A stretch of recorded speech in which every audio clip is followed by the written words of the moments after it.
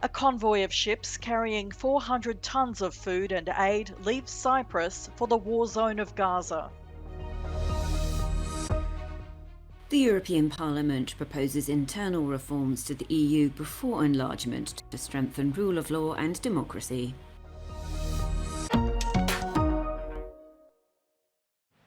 A three-ship convoy has left Cyprus and is Gaza-bound. It's carrying 400 tons of food and other supplies for the Palestinian people as concerns about hunger soar. An Open Arms NGO ship began the direct sea route to the territory with 200 tons of aid earlier this month.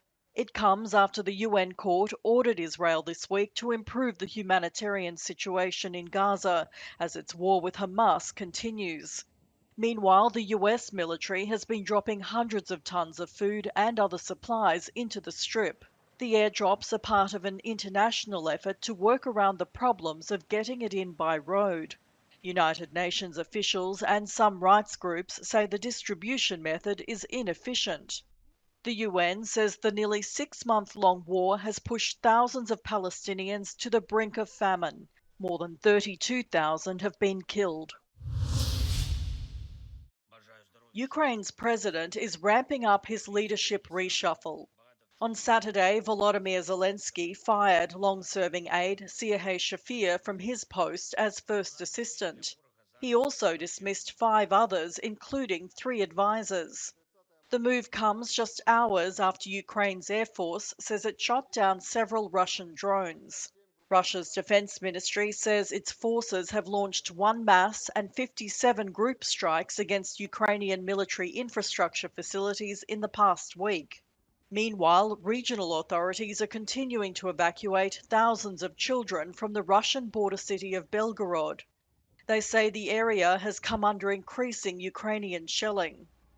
Around 5,000 children have been moved so far. It's one of the biggest publicly announced evacuations since the war started more than 2 years ago. 15 years have passed since the last update of a treaty of the European Union. Entering into force in 2009, the Treaty of Lisbon clarified the division of powers between the EU and member states. Since then, some have called for treaty changes in anticipation of the bloc's enlargement. The EU needs to be made future-proof. It has to become more agile. It has to have more capacity to act, in particular if the EU is going to grow. Institutional reforms would also aim to build on the EU's capacity to respond to contemporary challenges. We are dealing with a different international context, and Europe needs to raise its capacity to defend itself, to support Ukraine. So the European Parliament, which gave the green light at the end of November to proposals for reforming the treaties of the Union, proposed to create a defence union with military capabilities. Proponents of reform argue the defence of the rule of law and democratic legitimacy of the EU could also be strengthened. One of the major weaknesses of the European Union has been, over the past years, that it hasn't been able to protect the rule of law in all member states. The expert recommends increasing budgetary conditions and improving Article 7 of the Treaty of the European Union, which allows the suspension of a member state's voting rights in the Council in the event of non-compliance with its fundamental values. Triggered against Poland and Hungary, Article 7 never succeeded and has not yet achieved its goal. Digital and energy transitions, the fight against climate change and health crises are all global challenges that require increased EU capacity for action, according to experts. Europe needs to have a key role in improving global governance when dealing with climate change.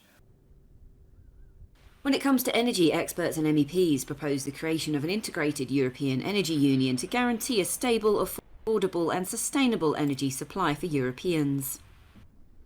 And there are also calls for increased EU competence to ensure fair and impartial access to healthcare within the EU or to conduct group procurement of vaccines. However, opponents of these proposed reforms believe that these powers belong to member states, and many are calling for more national sovereignty.